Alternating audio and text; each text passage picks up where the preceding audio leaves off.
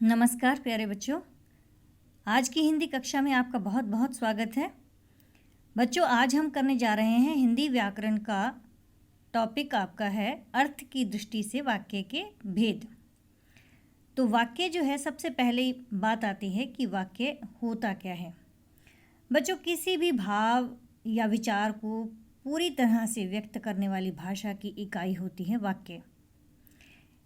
मौखिक हो या लिखित, दोनों ही अभिव्यक्तियों में हम लगातार एक के बाद एक कई वाक्यों का प्रयोग करते हैं और इन्हीं वाक्यों के द्वारा हम अपने भावों को, अपने विचारों को दूसरों तक पहुंचाते हैं। कभी कभी हम एक के बाद एक अनेक वाक्यों के द्वारा भी अपनी बात कहते जाते हैं। और वाक्य जो होते हैं वो अपने आप में पूरा अर्थ देते हैं, चाहे वो छोटे वाक्य हैं चाहे वो बड़े वाक्य हैं।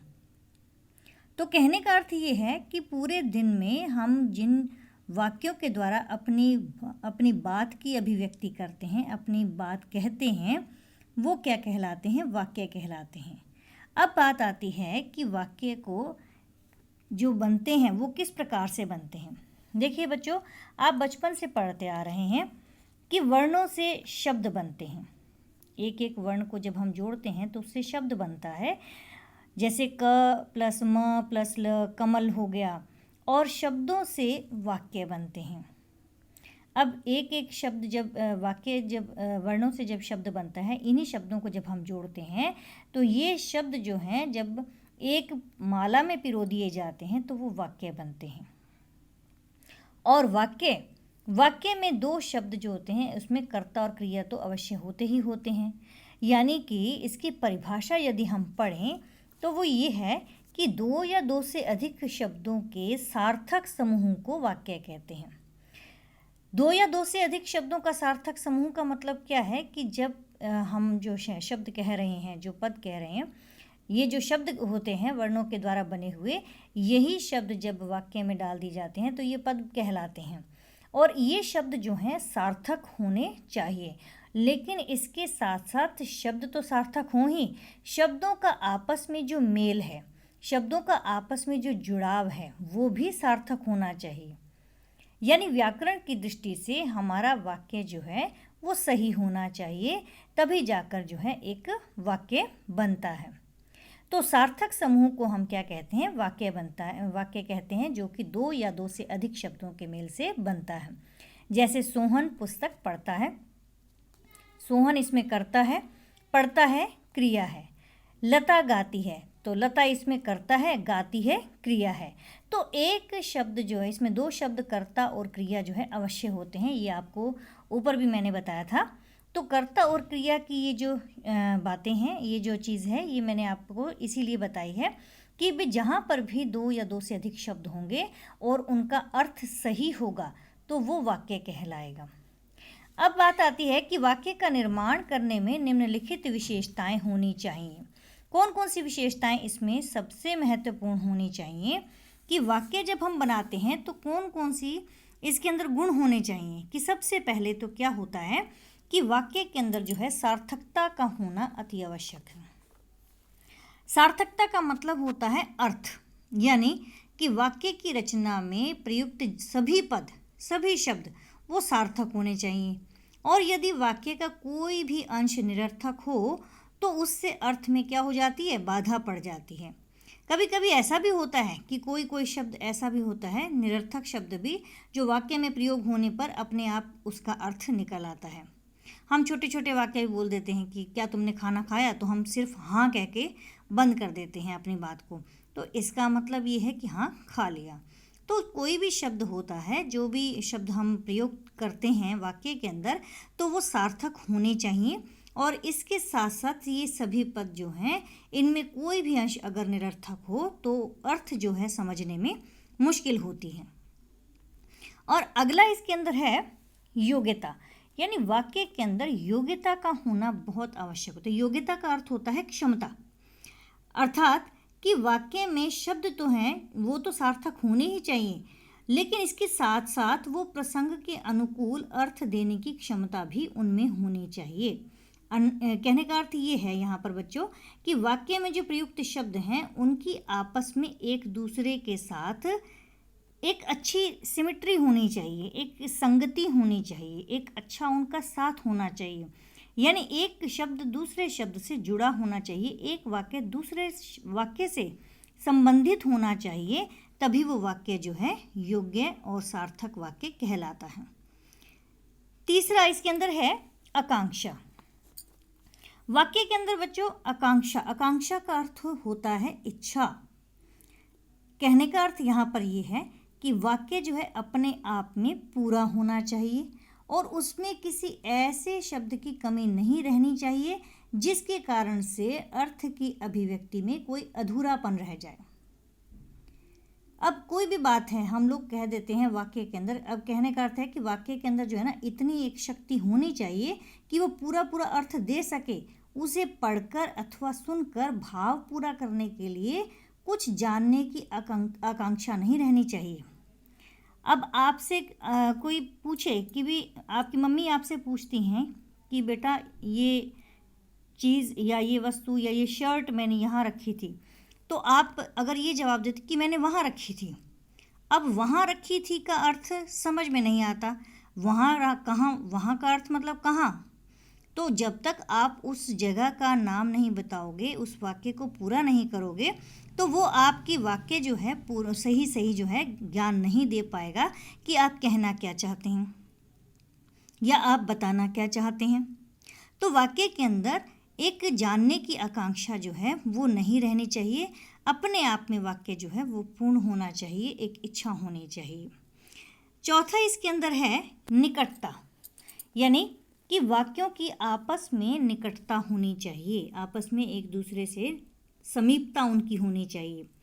यहाँ पर जो है निकटता का अर्थ होता है कि वाक्य में शब्दों का एक ही समय में प्रयोग हो। ये नहीं कि एक चीज़ तो हम एक बार में बोल रहे हैं और एक चीज़ हम दूसरी बार में बहुत लेट बोल रहे हैं। अब आप खुद ही देखिए, अगर आप एक शब्द को कह के दूसरे शब्द को बहुत लेट बोलते हैं, बहुत देरी से बोलते हैं, तो क्या सामने वाले को समझ में आ पाएगी कि आपने क्या कहा है या आप क्या कहना चाहते हैं। तो इसके लिए जब हम वाक्य कोई बोलते हैं तो उस वाक्य के अंदर शब्दों का जो क्रम है वो साथ साथ होना चाहिए, उनमें आपस में निकटता होनी चाहिए। रुक रुक कर बोलने से शब्द जो हैं उसके अर्थ समझने में बाधा पड़ती है और उनके प्रयोग में जो है निरंतरता का होना जो है अति आवश्यक होता है। अगर हम कुछ ठहराव करके या बदलाव दिखाने की आवश्यकता पड़ती है तब तो हम विराम चिन्हों का प्रयोग कर सकते हैं। लिखित रूप में भी शब्दों में समीपता होनी बहुत ज़रूरी होती है। जैसे मौखिक रूप से अगर मैं कहते कहते रुक जाऊं, अब मैं बीच में एक मिनट के लिए या एक सेकंड के लिए रुक जाऊं, तो आप सोचेंगे कि न जाने क्या बात है, अब ऐसा क्यों हुआ या क्या कारण है जिस वजह से मैम चुप हो गए।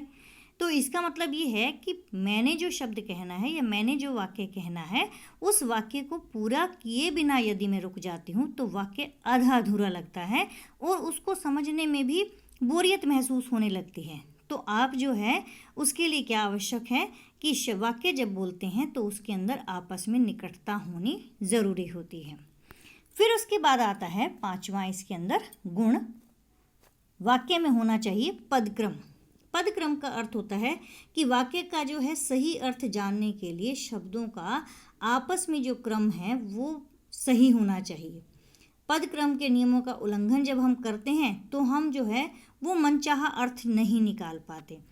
क्रम का मतलब क्या होता है कि ये कर्ता पहले हो, फिर उसके बाद कर्म है, उसके बाद क्रिया आई। यदि हम क्रिया पहले लगा देते हैं, कर्म बीच में लगा देते हैं या कर्म बाद में लगा देते हैं, तो और कर्ता जो है उसका कहीं अता पता ही नहीं, तो वहाँ पर क्या हो जाएगा, पदक्रम जो है समझ में नहीं आएगा। अब कहने का अर्थ है कि मैं अगर उल्टा सीधा इस बात को बोलती हूँ कि बाज़ार गई थी फ्रॉक लाने मैं अपनी मम्मी के साथ, अब पदों का क्रम क्या है, उल्टा सीधा है। अब इस बात को मैं सीधा सीधा कैसे कहूँगी कि मैं अपनी मम्मी के साथ फ्रॉक लेने बाज़ार गई थी, तो पद का जो क्रम है वो सही सीधा जो है ये बनता है। और यही क्रम जो है यदि मैं उल्टा सीधा कर दूंगी तो वह वाक्य जो है वाक्य नहीं कहलाता। तो इसलिए पदों में आपस में क्रम होना यानी कि एक सीरीज में लगना बहुत ज़रूरी होता है। उसके बाद छठा आता है अन्वय। अन्वय का अर्थ होता है मेल, यानी कि आपस में शब्दों का मेल, कि वाक्य के अंदर जो है कर्ता, कर्म और क्रिया के लिंग, वचन और पुरुष और कारक में मेल होना आवश्यक है। इनके यदि अभाव होता है तो उसके अर्थ में भी रुकावट आती है। यानी वही बात है, पदों का क्रम अगर सही होगा तो अन्वय भी अपने आप सही होगा। अगर कर्ता को कर्ता के स्थान पर, कर्म को कर्म के स्थान पर, क्रिया को क्रिया के स्थान पर रखा जाए और उसके लिंग, वचन, पुरुष, अगर मैं बात तो कर रही हूँ मैं स्त्रीलिंग की, लेकिन जब मैं क्रिया लगा रही हूँ तो वो स्त्रीलिंग में न लगा के पुल्लिंग में लगा देती हूँ। अब यही बात अगर मैं कहूँ कि बस आ रहा था, ट्रक जा रही थी, तो क्या कहेंगे यहाँ पर? वाक्य क्या सही बन पाएगा? सही वाक्य कहलाता है? नहीं। तो हमें उसके लिंग, वचन, पुरुष और कारकों के ऊपर भी विशेष रूप से ध्यान देना चाहिए, तभी हम जो है वाक्य को सही सही बना पाएंगे। तो ये तो 6 जो हैं ये वो चीज़ें हैं जो कि वाक्य में आवश्यक गुणों का होना ज़रूरी है। ये वाक्य के विशेषताएं हैं जो कहलाती हैं। अब बात आती है कि वाक्य के अंग कितने होते हैं। तो बच्चों, वाक्य के मुख्य रूप से 2 अंग होते हैं। सबसे पहला होता है उद्देश्य और दूसरा होता है विधेय। आप इंग्लिश के अंदर भी पढ़ते हो सब्जेक्ट और प्रेडिकेट, ये वही होते हैं। तो वाक्य के घटक या वाक्य के अंग कहलाते हैं कि उद्देश्य और विधेय। अब उद्देश्य क्या होता है? उद्देश्य होता है कि जैसे वाक्य में जब जिसके बारे में कुछ कहा जा रहा हो या बताया जा रहा हो तो उसे हम क्या कहते हैं? उद्देश्य कहते हैं। कहने का अर्थ क्या है कि जो कर्ता है, यानी कर्ता के विषय में जो कुछ कहा जा रहा है वो क्या कहलाएगा? उद्देश्य कहलाएगा। अब यहाँ पर बात चल रही है घोड़ा दौड़ रहा है। किसके बारे में बात हो रही है? घोड़े के बारे में। अब घोड़ा यहाँ पर क्या हो जाएगा? उद्देश्य हो जाएगा। तो यहाँ पर जो है वाक्य में जिसके बारे में कुछ कहा जाए या जिसके बारे में कुछ बताया जा रहा हो उसे हम उद्देश्य कहते हैं। अर्थात घोड़ा दौड़ रहा है। अब घोड़ा जो है इसके अंदर उद्देश्य होगा और दौड़ रहा है, ये उसका जो है विधेय बन जाता है। अब बात आती है, अब इसके अंदर जो है ना बच्चों एक चीज़ और होती है कि वाक्य का, उद्देश्य का और विधेय का विस्तार भी होता है। यानी कि इसको बढ़ाया भी जा सकता है, ज़रूरी नहीं है कि हम जो है उसको उसके उतना ही लें। कभी कभी जो है उद्देश्य जो है वो बड़ा भी कर दिया जाता है। कैसे किया जाता है कि इसके अंदर जो है कर्ता या कर्ता का विस्तार जो होता है वो किसके अनुसार होता है? विशेषण, संबंध बोधक या भाव बोधक आदि जब शब्द आ जाते हैं तो उसमें जो है उद्देश्य का विस्तार हो जाता है। जैसे मैंने यहाँ विशेषण लगा दिया कि काला घोड़ा दौड़ रहा है। उद्देश्य इसके अंदर घोड़ा था ही, अब इसके आगे काला लगा दिया तो ये काला क्या है? विशेषण है। ये किसकी विशेषता है? घोड़े की। तो विशेषण लगने से इसका विस्तार हो गया। तो हमारा जो उद्देश्य होगा वो यहाँ से होगा, काला घोड़ा दौड़ा। काला घोड़ा तक उद्देश्य है और दौड़ रहा है विधेय हो गया। अब इसी को और भी हम बढ़ा सकते हैं। अगर हम इसका विस्तार करना चाहें तो इस वाक्य का विस्तार और भी हो सकता है।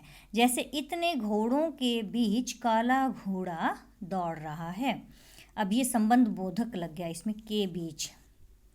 तो इतने घोड़ों के बीच काला घोड़ा दौड़ रहा है, ये यहाँ से लेकर यहाँ तक जो है उद्देश्य होगा। अब आपसे कहा जाए कि उद्देश्य और विधेय को अलग अलग कीजिए, सब्जेक्ट प्रेडिकेट को अलग अलग कीजिए, तो सब्जेक्ट तो यहाँ तक आएगा ना, घोड़ा तक, क्योंकि बात किसकी हो रही है? घोड़े की हो रही है। और इसके पहले वाला जो है ये विस्तार उसका किया गया है, यानी उद्देश्य का जो है उसको विस्तृत रूप दिया गया है, कर्ता का विस्तार किया गया है। उसको हम कितना भी बढ़ा सकते हैं, लेकिन बात चल रही है जिसकी, तो उद्देश्य एक्चुअल में वही रहता है, लेकिन यहाँ से लेकर यहाँ तक हमारा उद्देश्य ही रहेगा। अब बात आती है विधेय की। विधेय की अगर हम बात करें, वही बात जो अब मैंने यहाँ बताई थी आपको कि वाक्य में उद्देश्य के बारे में जो कुछ कहा जाए या बताया जाए उसे विधेय कहते हैं। अब वहाँ पर तो क्या था कि उद्देश्य के विषय में जो बताया जा रहा है वो उद्देश्य है, यानी कि कर्ता के विषय में जो बताया जा रहा है वो उद्देश्य है। यहाँ पर उद्देश्य के विषय में जो बताया जा रहा है वो क्या कहलाता है? विधेय कहलाता है। इसके अंतर्गत जो है क्रिया का विस्तार होता है, कर्म या फिर कर्म का विस्तार आदि आ जाते हैं। जैसे अब घोड़ा दौड़ रहा है, ये हमारा उस समय में उद्देश्य था। अब विधेय बताना है तो दौड़ रहा है, ये विधेय है। अब इसका भी विस्तार कर दिया जाता है। जैसे अगर हम इसको कह दें कि घोड़ा मैदान में दौड़ रहा था या दौड़ रहा है।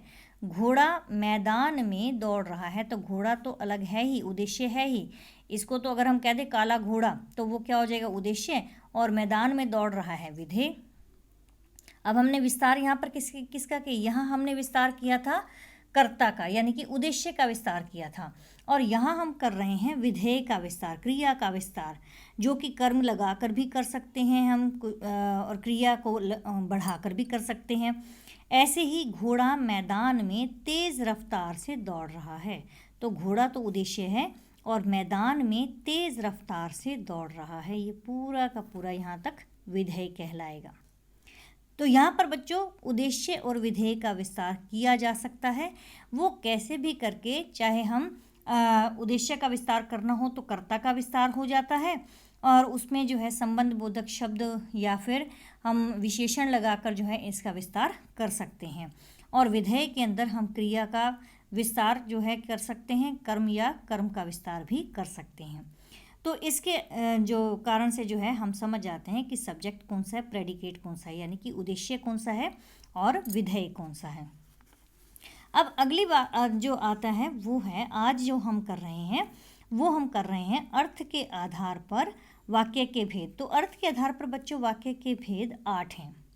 सबसे पहला है विधानवाचक वाक्य, दूसरा निषेधवाचक वाक्य, तीसरा प्रश्नवाचक वाक्य, चौथा संदेहवाचक वाक्य और इसके पश्चात पांचवा है संकेतवाचक वाक्य, आज्ञावाचक वाक्य, इच्छावाचक वाक्य और विस्मयादिवाचक वाक्य। तो बच्चों अर्थ के आधार पर हमारे पास जो है वाक्य के भेद कितने हैं? 8 भेद हैं। तो इन 8 भेदों को यहाँ तक आज मैं करवा रही हूँ आपको। इससे नेक्स्ट वीडियो में हम इसको विस्तृत रूप से पढ़ेंगे, इसका विस्तार पढ़ेंगे कि विधानवाचक वाक्य कैसे होते हैं, निषेधवाचक वाक्य कौन से होते हैं, प्रश्नवाचक, संदेहवाचक, संकेतवाचक, आज्ञावाचक, इच्छावाचक और विस्मय आदिवाचक वाक्यों की पहचान क्या होती है। तो इसकी पहचान के विषय में जो है हम कल पढ़ेंगे, अगली वीडियो में पढ़ेंगे। तो तब तक के लिए जितना अभी तक मैंने आपको उद्देश्य के वाक्य के अंग बताए हैं और वाक्य के विषय में बताया है, वाक्य के गुणों के अर्थात विशेषताओं के बारे में आपको मैंने बताया है और इसके जो है 8 भेद मैंने जो आपको बताए हैं, ये तब तक आप अपनी नोटबुक में नोट कर लीजिएगा। हम मिलेंगे अगली वीडियो में इसके पूरे विस्तृत पहचान के साथ। तो तब तक के लिए मैं आपसे विदा लेती हूँ। आप इसे नोट डाउन कर लें और साथ में इसे याद कर लें। साथ ही इस चैनल को सब्सक्राइब करना और शेयर करना ना भूलिएगा, ताकि और भी बच्चे जो हैं आपके साथ इसका लाभ उठा सकें। तो मिलते हैं अगली वीडियो में इसके पूरे विस्तार के साथ, इसकी पहचान के साथ। धन्यवाद।